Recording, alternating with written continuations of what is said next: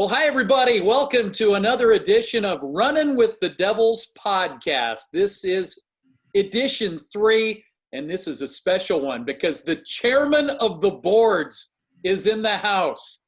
Red Devil great Samad Hector is with us. Samad, how are you doing today? Fantastic. Couldn't be better. Couldn't be better. All right. Well, Samad, you're heading down to Cali here as soon as you can, heading to Sacramento State down there. And, we're so proud of you. Division I opportunity. What are they telling you right now as you try to get through all of the COVID protocols and get your way down to Cali? Well, the latest information, they told me yesterday, actually, that in about 10 days, I actually have to be there because I'm coming from out of state. So they've got to quarantine me for 2 weeks. So there's that. I thought, I was going to be there July 1st, the first week of July. But because, I'm coming from out of state, in order to be ready for the season, starting in the beginning of the month, got to be quarantined for 14 days. So everything just kind of got crazy yesterday for me. Right. Well, I know that there's been talk that, maybe even the LCC players would have to do that as well. Of course, it depends on where you come from and all that kind of stuff. But right. You're a guy who loves to be around people. And, yeah. So that's going to be a tough one for you, isn't it? Oh, it's been the toughest of tough the last few months. I don't know how I'm getting through it, but hey, positivity is key. You stay positive. Well, Samad, you've always been a positive force on our campus at LCC. And, of course, we're going to talk a little bit here today regarding your incredible career with the Red Devils. But just in the last, week, our country is going through something that is really quite remarkable.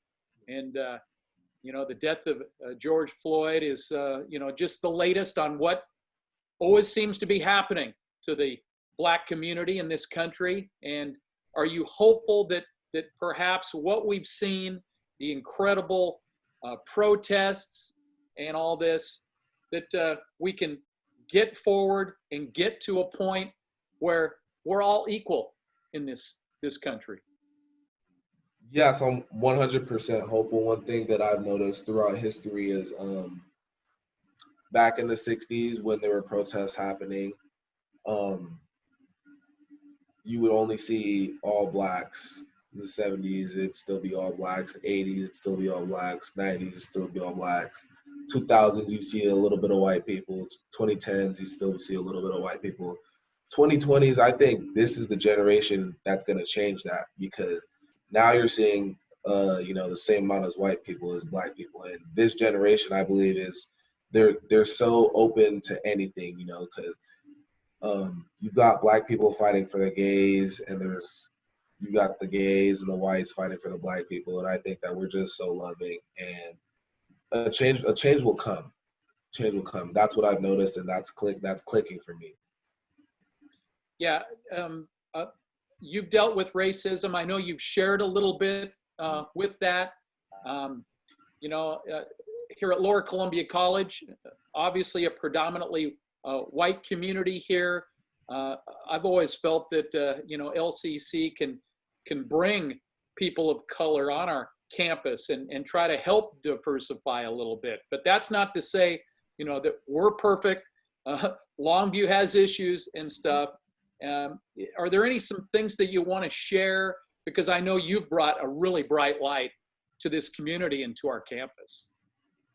Actually, the most recent racism that I have faced, within the last 30 days, actually, I've been pulled over 5 times, and only one time I was speeding, and that was my very first speeding ticket, right? I'm sure you all know that I'm into law, want to be a lawyer. The other 4 times, I wasn't speeding. I was going the same speed limit as everybody else. Been pulled over by all white officers. They all asked me to pop the trunk. I don't seem dangerous. When the officer approaches my vehicle, I have a smile on my face, hands on the steering wheel, because there's a little bit of scare going through my body, because in my mind it's always, am I next, right? Because I've seen what's happened. I don't want to be the next guy. right? They always ask me to pop the trunk.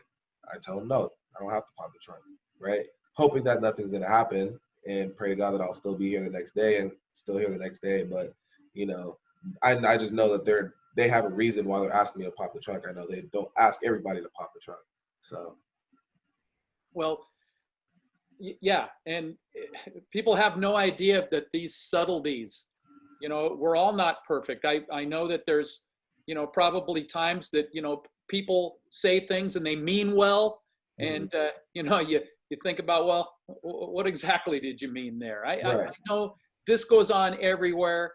Certainly it goes on in Longview.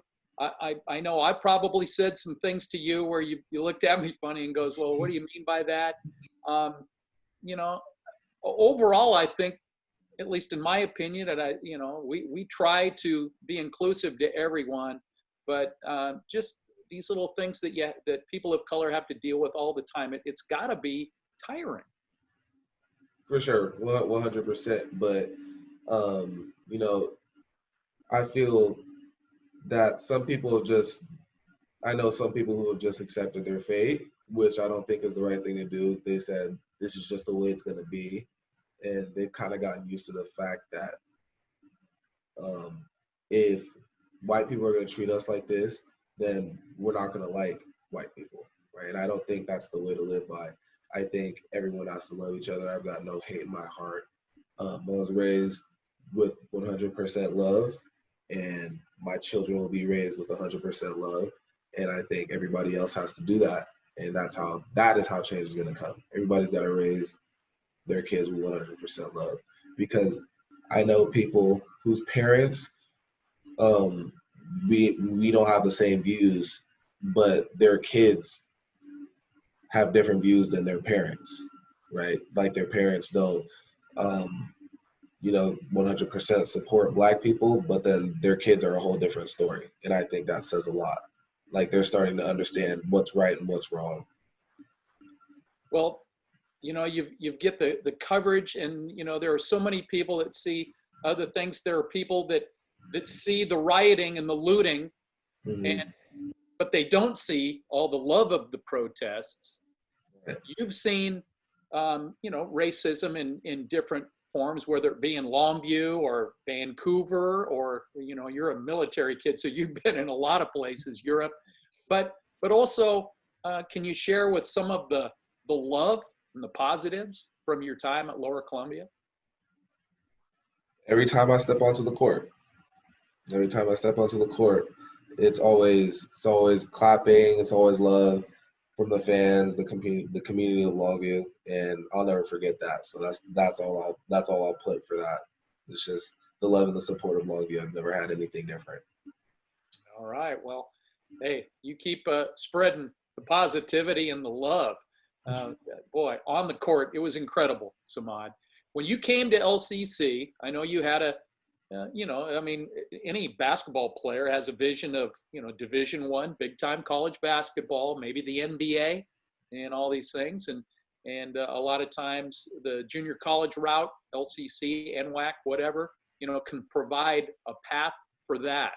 When you came to Lower Columbia College, did you have any idea that you could become the all-time leading rebounder at this school and get a D1 scholarship? No, I didn't. I actually didn't. I knew I'd be a pretty good rebounder, because that's my main skill. But all time, no. As for going on to a 4-year school, Division I, Division II, Division III, no. I thought I'd actually be done at the end of 2 years, just because throughout my life, I always had people tell me I was too small, was too weak, I couldn't do it, not skilled enough, you know. And there was a time through my freshman year, it was my freshman year, something happened before NWACS, somebody said something to me, and that set me off. That set me off right before NWACS. And then I guess it kind of stuck with me. Somebody told me I will never be great. And it was somebody I knew for a long time. They said, I'll never be great. Just quit now. right? And somebody told me that, and I knew them for about, I want to say, oh, 19. I knew them since I was 8, so for about 11, 12 years, right? And I wanted to prove them wrong, right? Because I thought they were with me my whole life, and come to find out, they were hating on me the whole time. So I think that's what did it. And all of a sudden, I became a gym rat. Living in the weight room, I was always on the shooting gun, and that changed things dramatically for me. Boy, you were a threat shooting the ball from deep. Boy, that shooting gun, that was a pretty good investment we've made here. Oh, yeah, 100%. 100%. Yeah, people don't realize that, when you get into a gymnasium, if you can shoot and get that many shots up without having to have anybody else in that gym, that's pretty cool. I know Coach Polis and Coach Myers were good money well spent when they pooled their money together for that. Yeah, 100%. Yeah, well, Coach Samad, I know Coach Polis was pretty relentless in his recruitment of you because, he saw something in you right away. Because I remember the first time he goes, gosh, there's this Skyview kid. I can't get him out of my mind and all this. And Skyview, great program there, a lot of good players. And it turns out that, Mickey was right and he had confidence in you. Just talk about your experiences playing for Coach Polis. Coach Polis might be the best coach I played for in terms of IQ. Like, if you would sit down and talk to Coach Polis about why he's explaining something the way he is, he would explain it in a way where it's like, wow, this actually makes a lot of sense, right? And Coach Polis is a Division I guy himself, has a lot of basketball experience with Division I. Linfield is also a good program. He's been with them for a few years, right? They're a good program as well. So I think he has a lot of good background from a lot of good programs. So when you sit down and you talk to him and ask him, like, why should I do this? It's like, well, see, if this happens and this happens, then, like, the defense can't do this, and you get a wide open shot here. And if that shot, they somehow get there, then you also have another wide open shot right here, right? And the same thing goes if you would flip it. Like, if you do this on defense and this on defense, and they can't get the shot that they want right here, right? And it was just little things like that, and which helped us actually to being a 25-4 team, which really should have been 29-0. Those 4 games we shouldn't have lost. I don't want to take any of those finals, but 25-4. That's why we were a 25-4 team, and I believe we would have won an NY championship if it weren't for COVID. But playing under Coach Polis has been one of the most, life-changing things for me. He's expanded my knowledge of the game more, and playing under him, I've learned to become more of an independent man and mature up coming out of high school and now moving on to my junior year. So it's been really great. A lot of times I'll see the end of your practice and the team's all in a circle holding hands. And I know the first time that happens, there's probably a lot of guys that are going, oh boy, what are we doing? But what is that all about when I see that? It's to create a bond. It's what we're doing is we're doing put-ups, and it's like you gotta give your teammates a compliment what they did good. So an example would be Jonah, I like the way you rebounded today. You were very physical, very aggressive. Keep it up, right? We need that from you. It'd be Taylor Pomeroy. You hit a lot of your shots. You were taking a bunch of good shots. Good job. Cody Young, way to lock up the other team full court all day today. Thank you for giving me that pass for the 3, right? It'd be like Martise, good job boxing out all day, stuff like that. And then after, back in the locker room, we just fool around and be real fun. Martise Johnson, pretty special guy for you. I love him. A guy from a military brat who comes from Vancouver, and then a kid from California like that. You come together, and I guess that's what college athletics is all about, friends for life, right? Right. Best friends. Best friends. What's the latest with Tease? He's actually, I believe he's going to Nebraska to, I forget the name.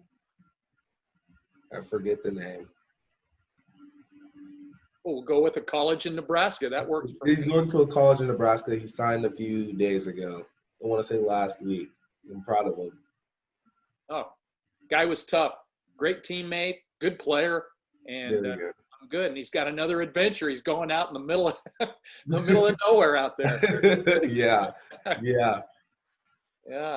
Well, go ahead, Smart. I was gonna say he's got a family in Chicago, so he said a lot of times he will drive down to Chicago because that's where he's normally from. Sure, that's awesome.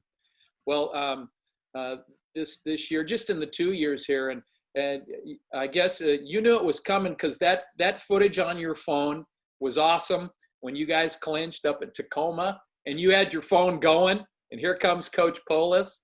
I mean, that thing was awesome, man. I mean, that's what it's all about, right? Yeah. Oh man. That team this year was the most.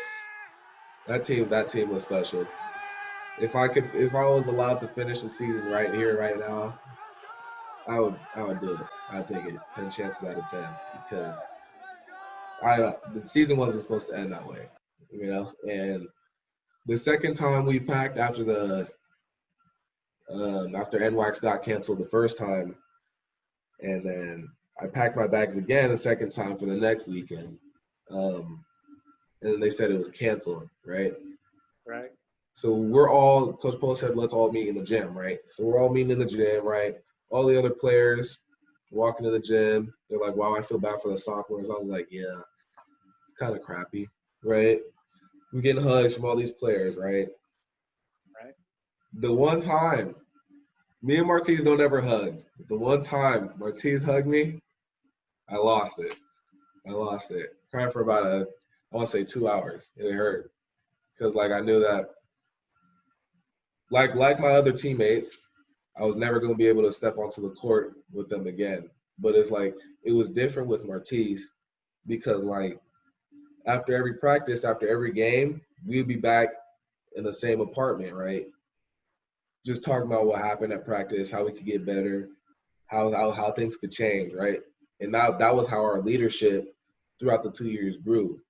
Because no matter what, me and him always knew what the other was thinking, right? It's we became blood brothers. It's we came out of the same mother, right? We always knew what the other one was thinking.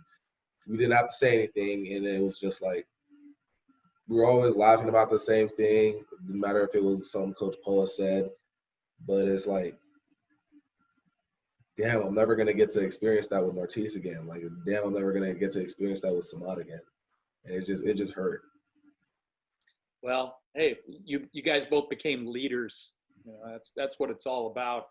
We talked about Coach Polis and your teammates and all that, but who are some of the other people, the support people around Lower Columbia College that would be nice to give a shout out to? Do you think? Nadine Lemons. I think that she's underestimated, but she's a really strong, tough, smart woman, and she's been there for all the players through the last couple of years. I know that some of the players have struggled with school, and she's been there to help. She's always got an answer for anything school-wise, and she's helping to slowly bring up the basketball team GPA. Right, I've noticed that over the years it's been going up. People are starting to make class more than they have in the past. Started doing their homework more than they have in the past, and I think a lot of that is in part to Coach Polis making sure everybody gets to study tables, but as well it's because Nadine is there and she's helping, making sure if you need help, you get a tutor, where to find the right tutor. She's always helping with registering for classes because she knows how to do that. She's a teacher. But she's always been there for us, and we tell her thank you a lot, and we love her. Professor at LCC, and oh yeah, She's done a great job for sure.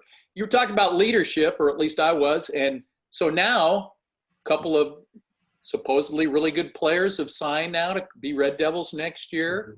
And now someone else will have to be the leaders. So your teammates in this year just passed, I mean, what advice do you have? Who are some of the guys that you think that can step up and increase their role that way? I know Taylor Pomeroy could be that guy. I know Taylor Pomeroy could be that guy. I know Rary Summers can be that guy. They're two of the down-to-earth people on the team, and I think they need that. The rest of the squad needs that. And I'm not worried about them. I think after what they saw this year, they'll know what they have to do, how to gain the respect of their teammates in order to be counted as one of the leaders on the team. And but they have to be one of those people who sees both sides of everything, right? And I think I saw a little bit of that throughout both of them this past year. They're gonna help keep the team together, compact next year through thick and thin, right? And just keep the ball rolling for them. I also believe that one of the incoming freshmen, I known him for a while, Tyler Ricketts from Evergreen. I believe that he's going to be good for them next year. Awesome. I also want to get your take on Coach Brown. Alan Brown and Mickey Poulos seem to be a really good combination together. And what do you have to say to Coach Brown? Coach Brown is the most helpful assistant coach. You can tell that by probably the 50 most impactful junior college coaches in the U.S. I believe that was the award he got. He does have that job at his full-time job teaching, but he still puts in his work, right? Every time you want to get in the gym, Coach Brown will be the one there rebounding, setting up drills for you to do, how you can get better. If there's something going on you want to talk to somebody about, Coach Brown will always be there. He's just a phone call away. He urges his players to call him if they ever need something, and he'll keep it 100 with you. He'll keep it straight with you, and he'll tell you how it is. He'll tell you what it is and what it isn't. And I think everybody needs a coach like that, somebody who'll tell you how it is, not beat around the bush. And but the two, Coach Polis and Coach Brown, they mix very well because they have the same morals, the same values. They're all about winning and expanding your knowledge, right? And on top of that, they're trying to turn you from a boy to a man once you come out of high school, right? And that's what they've both done with all the sophomores this year, right? Turn us from boys to men, right? And that's why I believe we're all moving on. We're all going somewhere else to play. And it's because of those two. So when you talk about Coach Brown, it's like it may not seem like what he's doing on or off the court is a lot, but in all honesty, before every game, I know I got a little pep talk from Coach Brown, and he's like, dude, go get 20 rebounds tonight. And that will always remind me back to the person that I knew 11 years ago who told me I wouldn't be great. That would always remind me of that. So all my rebounds really, I want to say, came because Coach Brown always reminded me. But then he would hype the whole team up. You'd be like, Martise, go take 5 charges. Cody, lock up their point guard who's averaging 25 a game in the NY. Alexis, go score 30. Samad, get 20 rebounds, right? Alexa off. And it'd be like, Lauda, just go do everything. And he would just be so helpful to all of us, right? And we all love him. Well, after a couple of years, we can go, Alexa, who is Samad Hector? And Alexa can say, Samad Hector had 20 rebounds for Sacramento State last night in their victory over Fresno State. Oh, boy. Someday, man, someday. Why not? Why not you, Samad? Right. Great. It was a neat moment the night you broke the record. And I know earlier in the year I started doing some math, and had to look through all the old records. And, You know, we were names like Mark Harold and all these guys. And by the way, there's been some great players over the years, and just kept climbing. When you got wind that, you know, there were some goals there, because I thought it was going to be really tough for you to get the all-time. I knew you were going to get the season one. I mean, you were on track to get that easy, and it's never easy. But did you hear those numbers and say, hey, I can do this? I heard from Coach Polis' dad while we were, I want to say, the very first game of the second half of league. So when we played when we played Tacoma the first time. So it was the end of league. Right. He said, you're getting a little close to the record here. I was like, why would you tell me that? But like, thank you for telling me that. But thank you for telling me that. And I was like, close to which record? He was like, well, you're so-and-so away from the season record. I was like, oh, that's beatable. He was like, but you're also so-and-so away from all-time record. And I was like, really? I'm not close, right? But then I started doing that myself, and I was like, ooh. I've been kind of slacking on the rebounds lately. I don't know how. I got to bump it up. And then next game, I was getting 17 rebounds, 16 rebounds. And Coach Polis would keep taking me out the game. And I'm like, dude, I'm trying to break the record. But it's like it's more about the team. So like I knew that when we win, we're gonna win by a decent amount. So that's what pushed me to go get the rebound a little bit more. But yeah, because wind broke, I don't know if it hadn't broke, I don't know if I would have the record. So I'm happy Coach Polis' dad told me that. Right. You still have that ball? Because you need to bring it back in. I've got to get it updated. Let's go. Yeah, I got it. Come on now. Did you watch The Last Dance? Yes, I did. Did you watch that? I did watch The Last Dance, yeah. Rebounding is such a effort game, but it's also there's geometry involved. Mm-hmm. And the one scene where Dennis Rodman was going, and then the ball's coming off here, and then it comes here. Did you see that? That. Yes. I mean, it kind of reminded me of you there a little bit. Not so much appearance and things like that, but right. But just the geometry and I guess the effort of rebounding. And have you ever studied Rodman and any of the great rebounders? I haven't studied Rodman, but I'll let you know. I'll let you in on a little secret that I haven't told anybody. So something that helped with my rebounds, obviously a lot of it comes from athleticism and skill and just determination to go get the ball, right? And people sometimes would ask me, how are you such a good rebound? What's your technique? I don't have a technique, just go get the ball, right? But like on top of that, what I would do sometimes two nights before a game or a night before a game, I would stay up watching film on another team. So I want to say a team who has a player that shoots a lot. So let's take Tacoma, for instance, Emmett Linton III, right? We shoot about 25 shots a game, averaging 25 points a game, somewhere around there. I would study the shots that he took where the ball was going, right? He didn't necessarily shoot a lot of threes, but he shot a lot of mid-range jumpers, right? And more times than not, he would miss to the right side if he was on the left side. And he would miss to the left side again if he was on the right side, right? So then I'd position myself on the left side if he was on the right side, and vice versa, right? And if he shot a three, more times than not, it was going to be long, right? So when Coach Polis tells me to go rebound, it's like I'm kind of standing here for a reason because this is where the ball's probably going to be, right?